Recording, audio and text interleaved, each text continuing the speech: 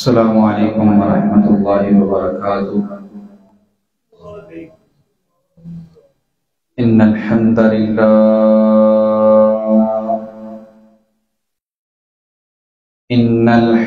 للہ نحمده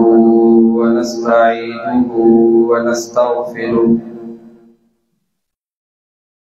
ونؤمن به ونتوکل علیہ ونعوذ باللہ من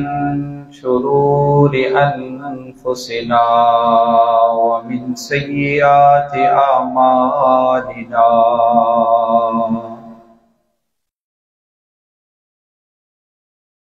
من يهده الله فلا مضل له ومن يضلله فلا هادي له، وأشهد أن لا إله إلا الله وحده لا شريك له، وأشهد أن محمدا عبده ورسوله، إن الله وملائكته يصلون على النبي، يا أيها الذين آمنوا صلوا عليه وسلموا تسليما، اللهم صل على محمد وعلى آل محمد كما صليت على إبراهيم وعلى آل إبراهيم إنك حميد مجيد، اللهم بارك على محمد وعلى آل محمد كما باركت على إبراهيم وعلى آل إبراهيم إنك حميد مجيد، رب اشرح لي صدري ويسر لي أمري واحلل عقدة من لساني يفقه قولي، واجعل لي وزيرا من أهلي، اللهم رب زدني علما، رب زدني علما، رب زدني علما، أما بعد فأعوذ بالله السميع العليم من الشيطان الرجيم، بسم الله الرحمن الرحيم، يا أيها الناس اتقوا ربكم الذي خلقكم من نفس واحدة وخلق منها زوجها وبث منهما رجالا كثيرا ونساء، واتقوا الله الذي تساءلون به والأرحام، إن الله كان عليكم رقيبا، أما بعد فإن خير الحديث كتاب الله، وخير الهدي هدي محمد صلى الله عليه وآله وسلم، وشر الأمور محدثاتها وكل محدثة بدعة وكل بدعة ضلالة وكل ضلالة في النار. قال الله تعالى في القرآن المجيد والفرقان الحميد: ظهر الفساد في البر والبحر بما كسبت أيدي الناس ليذيقهم بعد الذي عملوا لعلهم يرجعون. یا الہی، جب تک میرے جسم میں جان رہے میری یہ تمنا ہے کہ میرے لب پہ تیرا قرآن رہے، اور یہ تمنا ہے کہ اس دنیا میں کوئی کام کر جاؤں، اگر توفیق ملے تو خدمت اسلام کر جاؤں۔ الہی تو رحیم ہے، تو کریم ہے، تیری ذات مولا سب سے عظیم ہے، تو کرم اپنا عطا مولا، تو کرم اپنا عطا مولا، تیرے کرم پہ ہم کو یقین ہے۔ ہر قسم کی حمد و ثنا، تمام قسم کی تعریفات، تمحیدات، تسبیحات اللہ وحدہ لا شریک کی بابرکت ذات کے لیے خاص اور مختص ہے، جو کل کائنات کا خالق، مالک، رازق اور قابض ہے۔ لاکھوں کروڑوں درود و سلام امام الانبیاء، حبیب کبریا، پیارے پیغمبر جناب محمد الرسول اللہ صلی اللہ علیہ وآلہ وسلم کی ذات اقدسہ مطہرہ مشرفہ مکرمہ پر اللہ کی حمد و ثنا اور درود و سلام کے بعد رحمت اور بخشش کی دعا آل رسول، اہل بیت، اصحاب رسول رضوان اللہ علیہم اجمعین، تابعین اعظام، ائمہ اربع،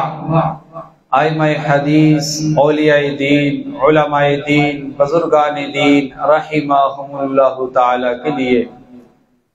اور دعا ہے کہ اللہ جل جلالہ میری اور آپ سب کی جمعۃ المبارک کی حاضری اپنی بارگاہ میں قبول و منظور فرما لے۔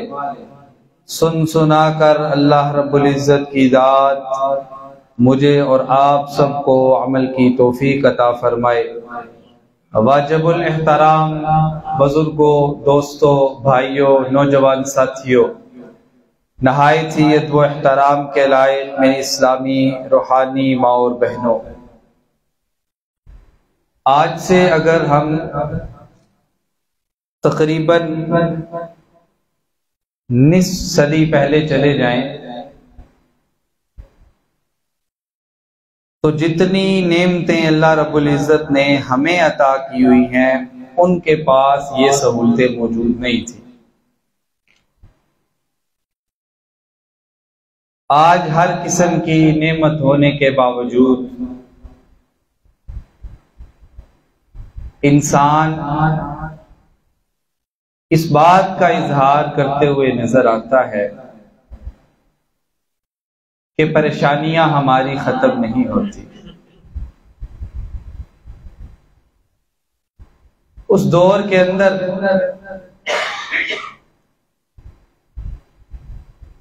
لوگوں کے گھر اتنے مضبوط نہیں تھے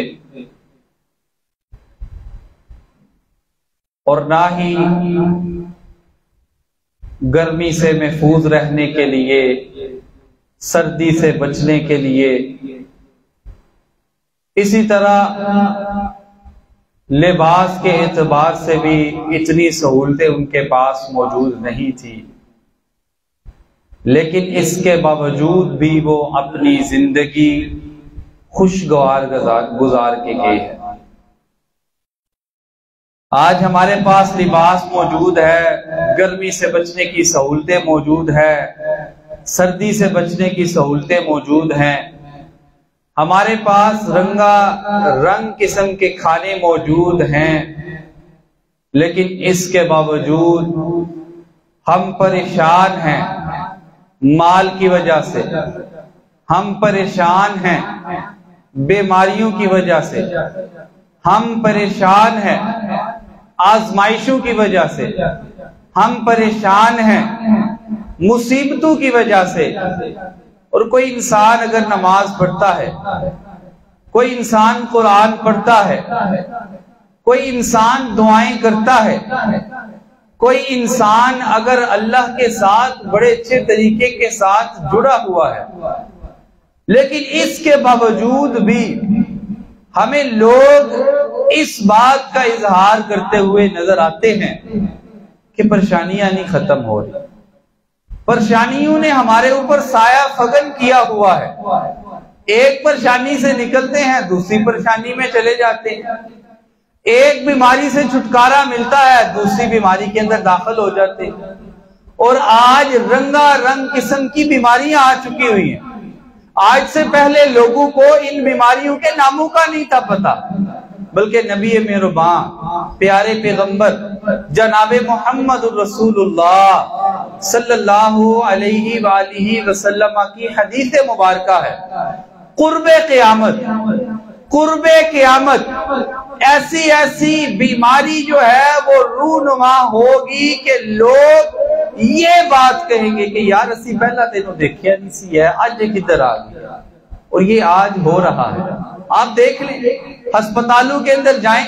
جی یہ ٹیسٹ کرواؤ، وہ ٹیسٹ کرواؤ، آپ کو یہ مسئلہ ہے، آپ کو وہ مسئلہ ہے، آپ کو وہ بیماری ہے، آپ اس کے اندر داخل ہو چکے ہیں، آپ اس کے اندر ذرا بہتر ہو چکے ہیں، اب دوبارہ آپ اس کے اندر داخل ہو چکے ہیں، اسی کے اندر ہم اپنی زندگی کو بسر کر رہے ہیں۔ یہ پریشانیاں، یہ مصیبتیں، یہ آفات، یہ ہماری زندگی کا حصہ ہے۔ اللہ رب العزت کی ذات نے اس کے دو مقاصد بیان کیے ہیں۔ پہلا تو یہ ہے کہ اللہ رب العزت کی ذات آزماتی ہے انسانوں کو کہ یہ میرے بندے کس انداز تک صبر کر سکتے ہیں۔ میں نے اس کو بھوک دی، میں نے اس کو پیاس دی، میں نے اس کو بیماری دی، میں نے کبھی اس کے اوپر سیلاب بھیجا، میں نے کبھی زلزلہ بھیجا، میں نے کبھی آفات بھیجی، اب یہ میرے ساتھ کس طرح کا ہوتا ہے؟ اللہ تعالیٰ نے قرآن میں فرمایا وَلَنَبْلُوَنَّكُمْ بِشَيْءٍ مِّنَ الْخَوْفِ وَالْجُوعِ وَنَقْصٍ مِّنَ الْأَمْوَالِ وَالْأَنفُسِ وَالثَّمَرَاتِ وَبَشِّرِ الصَّابِرِينَ۔ ہم آزمائیں گے لوگوں کو، ہم آزمائشوں کے اندر ڈالیں گے لوگوں کو، ہم مصیبتوں کے اندر ڈالیں گے لوگوں کو، ہم ان کے اوپر آفات بھیجیں گے،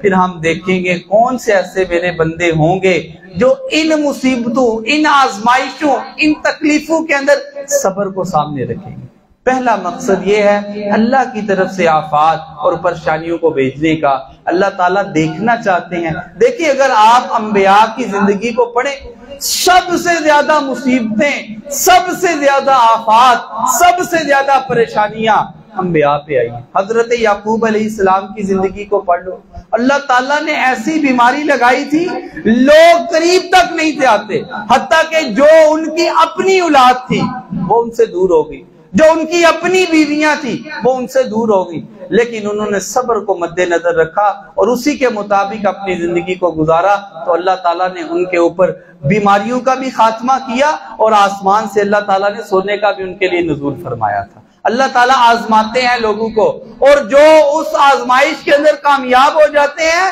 اللہ تعالیٰ انہیں دنیا کے اندر بھی کامیاب کرتے ہیں اور آخرت کے اندر بھی کامیاب کرتے ہیں۔ اس لیے جب ہم پہ کوئی پریشانی آئے، میں کسی بیماری کے اندر چلا گیا ہوں، مجھے کاروبار کا کوئی مسئلہ ہے، یا اسی طرح مجھے کوئی اور آفت دنیا کی مل گئی ہے، تو میں نے پریشان نہیں ہونا، بلکہ میں نے صبر کو مد نظر رکھنا ہے۔ اگر میں صبر کو مد نظر رکھوں گا تو اللہ تعالیٰ قرآن میں فرما رہے ہیں وَبَشِّرِ الصَّابِرِينَ، خوشخبری دیجئے صبر کرنے والوں کو۔ اللہ تعالیٰ نے اس آیت کریمہ کے اندر کچھ چیزیں بھی بیان کی، وَلَنَبْلُوَنَّكُمْ بِشَيْءٍ مِّنَ الْخَوْفِ وَالْجُوعِ وَنَقْصٍ مِّنَ الْأَمْوَالِ وَالْأَنفُسِ وَالثَّمَرَاتِ، ہم بھوک سے آزمائیں گے، ہم جانوں سے آزمائیں گے، ہم جو ہے قحط سالی سے آزمائیں گے۔ جو صبر کر لیں گے وہ کامیاب ہو جائیں گے، جو گلے اور شکوے کریں گے اللہ تعالیٰ دنیا کے اندر بھی ناکام کر دیں گے اور آخرت کو بھی ناکام کر دیں گے۔ پہلا مقصد پریشانیوں کا یہ ہوتا ہے کہ اللہ تعالیٰ ہمیں آزماتے ہیں، دیکھنا چاہتے ہیں کہ کون سے لوگ صبر کرنے والے۔ دوسرا ہوتا ہے اللہ تعالیٰ تنبیہ دیتے ہیں کہ ہو سکتا ہے کہ اس مصیبت کے بعد میرے بندے سمجھ جائیں،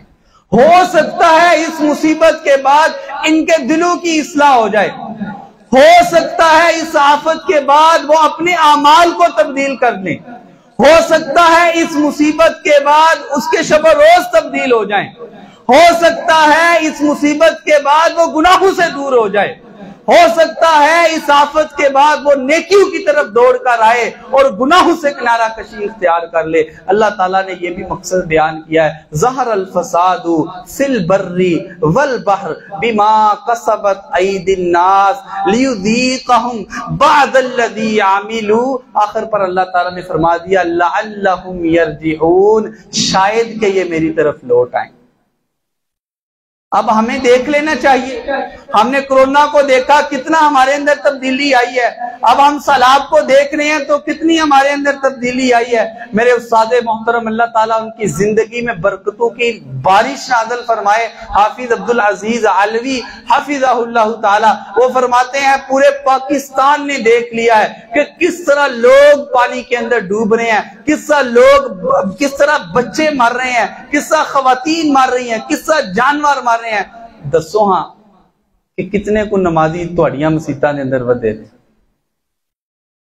کتنی تبدیلی آئی ہے لوگوں کے اعمال کے اندر۔ اللہ اکبر کی صدا کو سن کر وہ لوگ جو پہلے نمازوں کو نہیں ادا کیا کرتے تھے اب وہ سیلاب کو دیکھ کے مسجد کی زینت بن گئے ہیں۔ نہیں میرے بھائی، ہم اس سے بھی دور ہوتے جا رہے ہیں، لیکن اللہ تعالیٰ نے پریشانیوں کے مقاصد میں سے ایک مقصد یہ بتایا ہے کہ میں ان پہ آفات اور مصیبتیں اس لیے بھیجتا ہوں کہ یہ اپنے نفس کی اصلاح کر لیں، اپنے اعمال کو تبدیل کر لیں۔ اگر اللہ کے در سے دور ہے تو اللہ کے در پہ آ جائیں، اگر اللہ کی محبت سے دور ہیں تو اللہ کی محبت کے نزدیک آ جائیں، اگر رحمتوں کو حاصل نہیں کر رہے تو اس کی رحمتوں کو حاصل کریں۔ یہ مقصد ہے اللہ تعالیٰ کا ان مصیبتوں اور ان آفات اور ان پریشانیوں کو بھیجنے کا کہ بندے کس حد تک میرے قریب آتے ہیں۔ گزشتہ خطبہ جمعہ کے آخر میں میں نے بتایا تھا کہ وہ مشرکین مکہ والا ہم نے عمل اختیار کبھی بھی نہیں کرنا کہ میرے اندر بیماری آئی ہے، میں کسی مصیبت پہ مبتلا ہوا ہوں تو میں 5 وقت کا نمازی بن گیا ہوں، میں قرآن کی تلاوت کرنا شروع کر دیتا ہوں، میں استغفار کرنا شروع کر دیتا ہوں، میں اللہ کا ذکر کرنا شروع کر دیتا ہوں۔ لیکن جب میری بیماری ختم ہوتی ہے، مجھے روزی مل جاتی ہے، میرے معاملات درست ہو جاتے ہیں، میں دوبارہ اپنی روٹین اسی انداز کے بنا لیتا ہوں۔ اللہ کو ایسے لوگ پسند نہیں ہیں، بلکہ نبی مہربان صلی اللہ علیہ وسلم نے ارشاد فرمایا اللہ تعالیٰ اس عمل کو پسند کرتے ہیں، اللہ کو وہ عمل پسند ہے وہ ہو تھوڑا لیکن ہمیشگی کے ساتھ کیا جائے۔ اگر ہمیشگی ہمارے اندر نہیں آئے گی تو ان اعمال کا فائدہ نہیں ہوگا۔ یہ 2 مقاصد اپنے ذہن کے اندر رکھیں، ایک اللہ تعالیٰ ہمیں آزمانا چاہتے ہیں کہ ہمارے اندر کتنا صبر ہے، دوسرا اللہ تعالیٰ ہمیں تنبیہ کر رہے ہیں کہ ہو سکتا ہے اس آفت کے بعد، ہو سکتا ہے اس مصیبت کے بعد، ہو سکتا ہے اس بیماری کے بعد، ہو سکتا ہے اس ایکسیڈنٹ کے بعد، ہو سکتا ہے کسی جان کے جانے کے بعد، ہو سکتا ہے اپنے کسی عزیز کے جانے کے بعد، اس بندے کے اندر تبدیلی آ جائے اور یہ میرے در پہ جھکنا شروع کر دے۔ اللہ نے قرآن میں فرمایا ظہر الفساد فی البر والبحر بما کسبت ایدی الناس لیذیقہم بعد الذی عملوا لعلہم یرجعون۔ اللہ نے مقصد بیان کیا ہے کہ یہ جو زمین پہ فساد ہوتا ہے، لڑائیاں اور جھگڑے ہوتے ہیں، یہ مصیبتیں اور آفتیں جو آتی ہیں، پہلے تو اللہ نے بتایا لیذیقہم بعد الذی عملوا، یہ ہمارے اعمال کی وجہ سے ہے۔ پھر اللہ نے کہا اگر مصیبت آفت پریشانی آ گئی ہے، اس کا مقصد یہ ہے کہ لعلہم یرجعون، اب اللہ تعالیٰ کے در کی طرف آ جانا ہے، اپنے نفس کی اصلاح کرنی ہے۔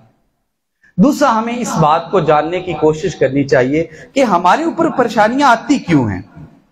ہم آفات کا سامنا کیوں کرتے ہیں۔ اگر قرآن کریم کا مطالعہ کریں تو ہمیں بہت سی باتیں ایسی ملتی ہیں جس کے اندر اللہ تعالیٰ نے یہ فرمایا خزی فی الدنیا والآخرہ۔ دوبارہ سنیں، خزی فی الدنیا والآخرہ،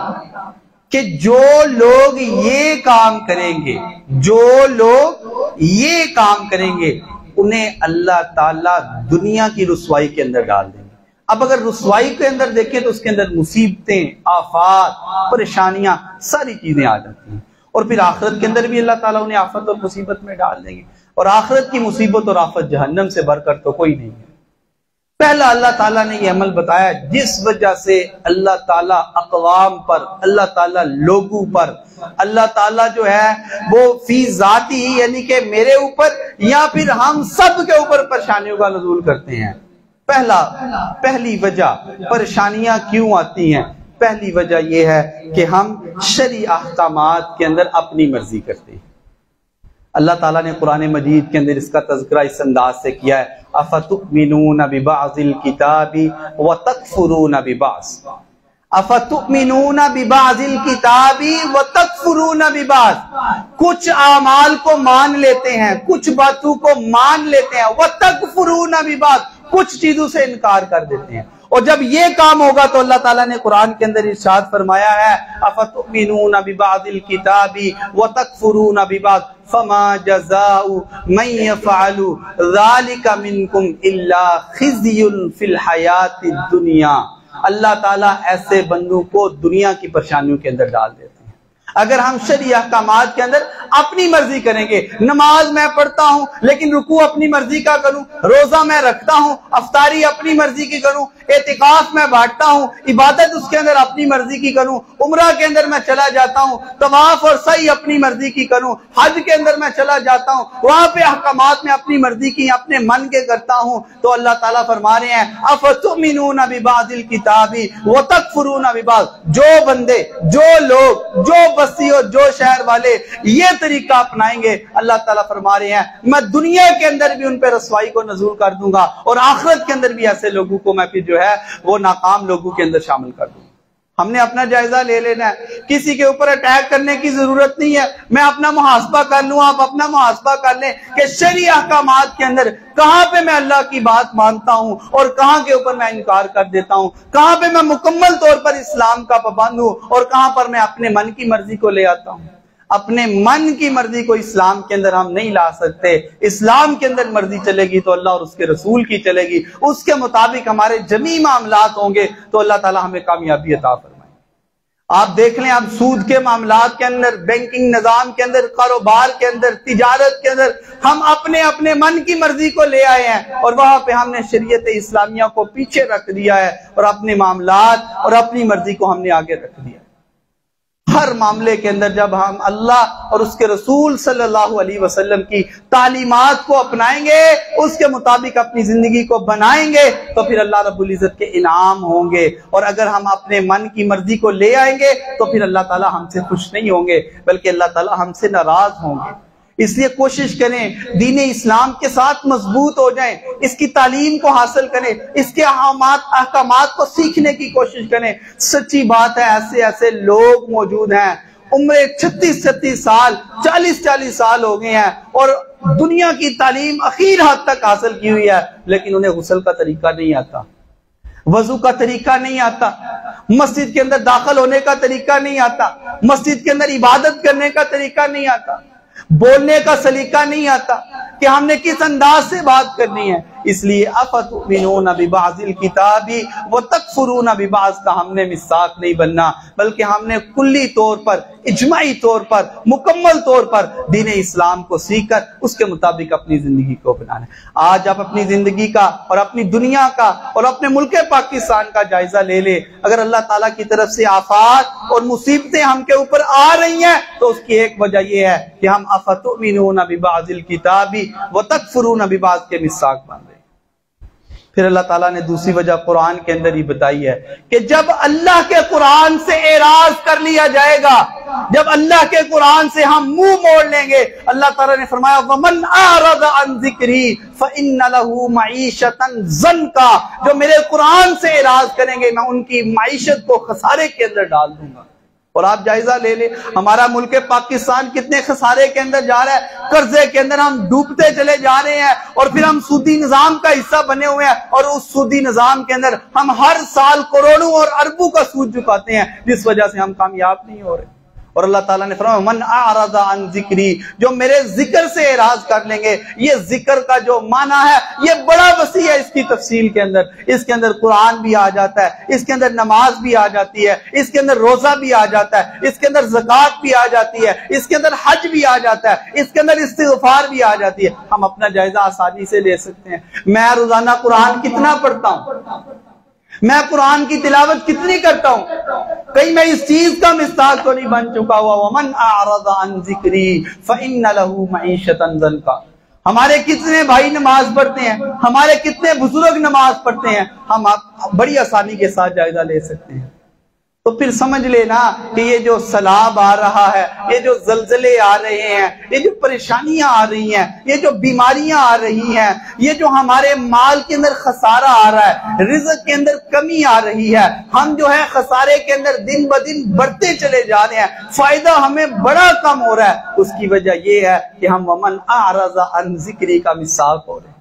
اور جب اللہ کے قرآن کی تلاوت کی جاتی ہے، میں نبی کریم صلی اللہ علیہ وسلم کی ایک حدیث پڑھ رہا تھا، مسند احمد کی حدیث ہے، میرے دل نے چاہے کہ میں آپ کے سامنے بھی پیش کروں. آپ صلی اللہ علیہ وسلم نے فرمایا جو اپنی زبان سے صرف یہ کہہ دیتا ہے، یہ صحیح حدیث ہے، جو کہتا ہے الحمدللہ رب العالمین، اللہ تعالیٰ اس کے نامہ اعمال سے 30 گناہوں کو مٹا دیتے ہیں، اور اللہ تعالیٰ اس کے نامہ اعمال کے اندر 30 نیکیوں کو لکھ دیتے ہیں. یعنی کہ جب اللہ کے قرآن کی تلاوت کی جائے گی، جب اللہ کے قرآن کو پڑھا جائے گا، پھر اللہ تعالیٰ گناہوں کو بھی معاف کریں گے اور اللہ تعالیٰ نیکیوں کے اندر بھی اضافہ فرمائیں گے. لیکن ہم قرآن پڑھتے نہیں ہیں. ہمارا قرآن کے ساتھ کیا تعلق ہے،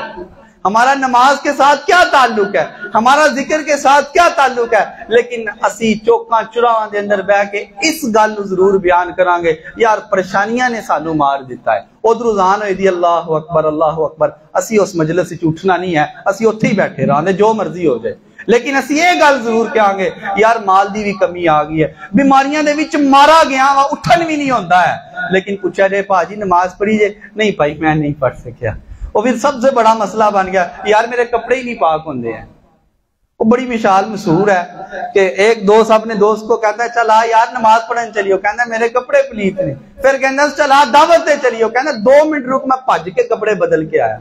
اور یہ ہمارے اندر نماز کے حوالے سے آنا چاہیے. جب ہمیں نماز کا کہا جائے، اگر کپڑے پلیت بھی ہوں تو ہم کہیں کہ ہم گھر سے جا کے تبدیل کر کے اللہ کے گھر کی زینت بنیں گے. اور اگر ہم اس ذکر سے اعراض کرتے رہے تو یہ بات اپنے ذہنوں کے اندر بٹھا لیں، جتنی پریشانیاں آج ہمیں گھیری ہوئی ہیں اس سے زیادہ ہمارے پاس آ جائیں گی. پتر کمان لگے، ابا آپ بھی کماندا ہے، کاری 2-4 جی اور بھی کماندے نے، لیکن اس سے باوجود ابھی مہینہ ختم نہیں ہوتا تو ہم یہ بات کہنا شروع ہو جاتے ہیں یار ساڈے کول تے ہن پیسے کھان واسطے کوئی نہیں ہے، ہن دکان تو دھار لینا پے گا.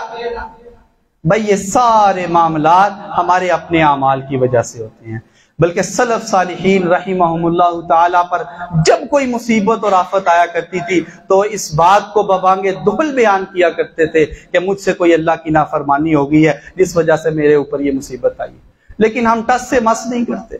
اس لیے پہلی بات یہ کہ قرآن کو اور حدیث کو مکمل طور پر تھام کے رکھنا ہے. افتؤمنون ببعض الکتاب وتکفرون ببعض کا ہم نے مصداق نہیں بننا. اور دوسرا قرآن کے ساتھ، نماز کے ساتھ، ذکر کے ساتھ، استغفار کے ساتھ، اللہ کے ساتھ اپنے آپ کو مضبوط کر لیں، اللہ تعالیٰ آپ کی معیشت کو مضبوط کر دیں گے، اللہ تعالیٰ آپ کو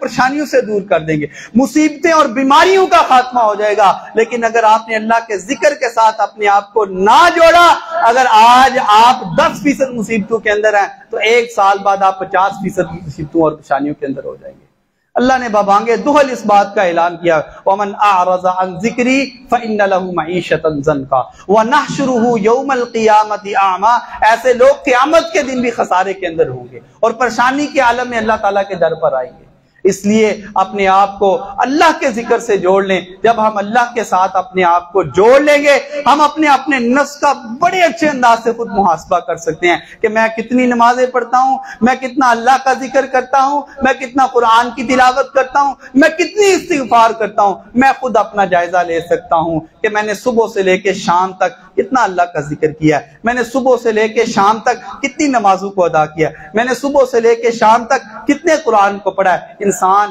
ذاتی طور پر اپنا جائزہ بڑے اچھے انداز سے لے سکتا ہے۔ اس لیے اگر ہم چاہتے ہیں کہ ہم پریشانیوں سے اپنے آپ کو بچائیں تو اللہ کے قرآن کے ساتھ، اللہ کے ذکر کے ساتھ اپنے آپ کو مضبوط کرنا ہوگا۔ جب ہم اللہ کے ذکر کے ساتھ مضبوطی سے ہو جائیں گے تو پھر اللہ تعالیٰ کے انعام ہم پہ آئیں گے، پھر اللہ کی رحمتیں ہم پہ آئیں گی، پھر اللہ کی برکتیں ہم پہ آئیں گی، پھر اللہ تعالیٰ مصیبتوں سے ہمیں بچائیں گے، پھر اللہ تعالیٰ پریشانیوں سے ہمیں بچائیں گے، پھر پریشانیاں اور پھر بیماریوں سے اللہ تعالیٰ ہمیں شفا عطا فرمائیں گے جب ہم اللہ کے ذکر کے ساتھ جڑ جائیں گے۔ تیسری وجہ اللہ تعالیٰ نے قرآن کے اندر فرمائی ہے، مسجدوں میں ذکر الہی سے روکنا اور ان کی بربادی کی کوشش کرنا۔ جو لوگ یہ کام کرتے ہیں اللہ تعالیٰ انہیں بھی دنیا کے اندر ناکام کر دیتے ہیں۔ فمن اظلم، اللہ تعالیٰ نے قرآن کے اندر سورہ البقرہ کے اندر اس چیز کا تذکرہ کیا ہوا ہے کہ ایسے لوگ ومن اظلم ممن منع مساجد اللہ ان یذکر فیہا اسمہ وسعى فی خرابها اولئک ما کان لهم ان يدخلوها الا خائفین لهم فی الدنیا خزی ولہم فی الآخرۃ عذاب عظیم۔ میرے کسی عمل کی وجہ سے، آپ کے کسی عمل کی وجہ سے اگر کوئی اللہ کی مسجد سے دور ہو گیا تو سمجھ لیں میں اور آپ پریشانیوں کا سامنا کریں گے۔ میرے کسی قول، میرے کسی فعل کی وجہ سے اگر کوئی اللہ کے گھر سے ذکر کرنے سے دور ہو گیا تو سمجھ لے میرے اوپر مصیبتیں، میرے اوپر پریشانیاں، میرے اوپر آفات آئیں گی۔ اللہ تعالیٰ نے قرآن کے اندر واضح طور پر اس چیز کا تذکرہ کیا ہے۔ آج کے اس خطبہ جمعہ نے ہم نے 3 باتوں کو پڑھا ہے۔ پہلی بات یہ مصیبتیں اور پریشانیوں کے آنے کے مقاصد کیا ہیں۔ 2 مقاصد ہم نے پڑھے ہیں۔ پہلا یہ، ایک اللہ تعالیٰ آزماتے ہیں ہمیں، اگر ہم اس کے اندر صبر کر لیں تو اللہ تعالیٰ ہمیں کامیاب کریں گے، اور دوسرا اللہ تعالیٰ ہمیں متنبع کرنا چاہتے ہیں۔ اللہ تعالیٰ کی طرف سے یہ تنبیہ ہوتی ہے، جتنی مصیبتیں اور جتنی آفات ہمارے اوپر آتی ہیں، پھر پریشانیاں ہمارے اوپر کیوں آتی ہیں، ان پریشانیوں کی وجوہات میں سے ہم نے 3 وجوہات پڑھی ہیں۔ پہلی وجہ یہ ہے کہ جب ہم قرآن اور حدیث کو اپنے من کی حد تک مانیں گے اور کچھ کو چھوڑ دیں گے، اللہ تعالیٰ نے قرآن میں کہا فَتُؤْمِنُونَ بِبَعْضِ الْكِتَابِ وَتَكْفُرُونَ بِبَعْضٍ، کہ آدھے قرآن کو مان لیتے ہیں، آدھی حدیث کو مان لیتے ہیں، مکمل کو نہیں مانتے۔ اللہ تعالیٰ ایسے لوگوں کو دنیا کے اندر خسارے میں ڈال دیتے ہیں۔ اور دوسرا، جو اللہ کے ذکر سے اعراض کر لیتے ہیں اللہ تعالیٰ انہیں بھی دنیا کے اندر ناکام کر دیتے ہیں۔ اور تیسرا، جو اللہ کے گھروں کے اندر ذکر الہی کو روکنے سے، کسی کو ذکر الہی کرنے سے روکتے ہیں اور اس کی بربادی کا سبب بنتے ہیں، ایسے لوگوں پر بھی اللہ تعالیٰ مصیبتوں اور آفات کو بھیج دیتے ہیں۔ ہم اللہ تعالیٰ سے دعا کرتے ہیں، اللہ تیرے گناہ گار بندے ہیں، تیرے خطا کار بندے ہیں، تیری رحمت پہ یقین رکھنے والے بندے ہیں، اللہ ہمارے گناہوں کو معاف فرما۔ اللہ ہم اپنے نفس کی اصلاح کرنے کی کوشش کریں گے۔ اللہ جو تو نے احکامات بتائے ہیں اس کو سیکھنے کی اور اس پر عمل پیرا ہونے کی کوشش کریں گے۔ اللہ جتنی ہم سب پہ پریشانیاں ہیں، بیماریاں ہیں، آفات ہیں، اللہ تعالیٰ ہمیں اس سے نجات عطا فرما اور قرآن و حدیث کو سمجھنے کی توفیق عطا فرما، اس کے مطابق ہمیں زندگی بنانے کی توفیق عطا فرما۔ قل ان صلاتی ونسکی ومحیای ومماتی للہ رب العالمین۔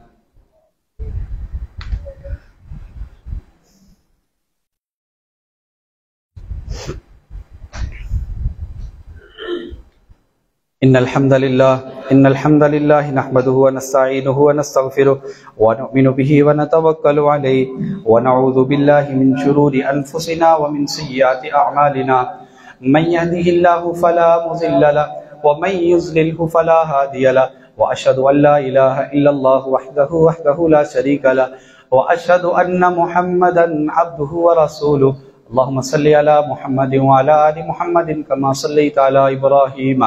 وعلى ال ابراهيم انك حميد مجيد اللهم بارك على محمد وعلى ال محمد كما باركت على ابراهيم وعلى ال ابراهيم انك حميد مجيد۔ اس بات میں کوئی شک نہیں، آفات، پریشانیاں، مصیبتیں اللہ رب العزت کی طرف سے ہوتی ہیں۔ صحابہ کرام رضوان اللہ علیہ مجمعین کے دور کے اندر، نبی صلی اللہ علیہ وسلم کے دور کے اندر بھی قحط سالی آئی، بارشیں رک گئیں، تو صحابہ کرام رضوان اللہ علیہ مجمعین کیسا عمل اپنایا کرتے تھے؟ نبی صلی اللہ علیہ وسلم کی خدمت اقدس میں آیا کرتے تھے، آ کر کہا کرتے تھے کہ اللہ کے نبی صلی اللہ علیہ وسلم دعا فرمائیے تاکہ اللہ کی بارش نازل ہو جائے۔ نبی صلی اللہ علیہ وسلم نے دعا کی تو اللہ کی رحمت نازل ہونی پڑی۔ تو آج جب ہمارا ملک پاکستان سیلاب زدہ بنا ہوا ہے، جنوبی پنجاب ہمارا، بلوچستان ہمارا، سرحد ہمارا پانی کے اندر ڈوبا ہوا ہے، تو اس کے اندر ہمیں 3 طریقوں کو اپنانا چاہیے۔ پہلا یہ حضرت ابوبکر صدیق رضی اللہ تعالیٰ عنہ جیسا، جب نبی صلی اللہ علیہ وسلم نے کہا کہ اللہ کی راہ میں اپنے مال کو وقف کریں، تو حضرت ابوبکر نے کیا کیا تھا؟ اپنے گھر کا سارا سامان لے آئے اور اللہ کی راہ میں وقف کر دیا، اور کہا کہ گھر کے اندر میں اللہ اور اس کے رسول کی محبت کو چھوڑایا۔ حضرت عمر رضی اللہ تعالیٰ عنہ ہمیں وطیرہ اپنانا چاہیے۔ کہا کیا لے کر آئے ہو؟ کہا اللہ کے نبی صلی اللہ علیہ وسلم گھر کا آدھا مال لے آیا ہوں اور اللہ کی راہ میں اسے وقف کرنے لگا۔ پھر ایک اور صحابی رسول تھے جن کا عمل بڑا عزیز تھا، اللہ کو بھی وہ عمل پسند آیا اور نبی صلی اللہ علیہ وسلم کو بھی عمل پسند آیا۔ اس کے پاس پورے گھر کا سامان نہیں تھا، گھر کے آدھا سامان بھی نہیں تھا، اس نے رات کو محنت کی، ایک یہودی کے باغ میں گیا، وہاں پہ رات اس کے باغ کی رکھوالی کی اور تھوڑی سی کھجوریں اس کو ملی اس کی اجرت کے اندر، اور آ کر صبح نبی صلی اللہ علیہ وسلم کی خدمت اقدس میں پیش کر دی اور کہا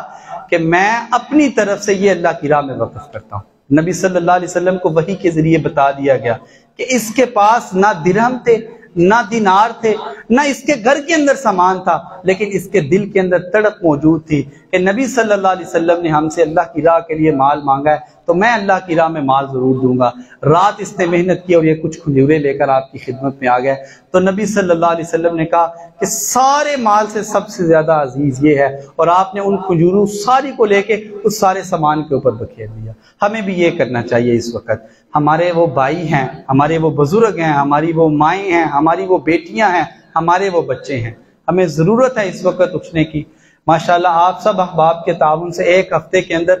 10 لاکھ سے اوپر ہم نے مالیت کو جمع کر دیا، اور انشاءاللہ سوموار کے روز ہم جا رہے ہیں ان کی مدد کے لیے۔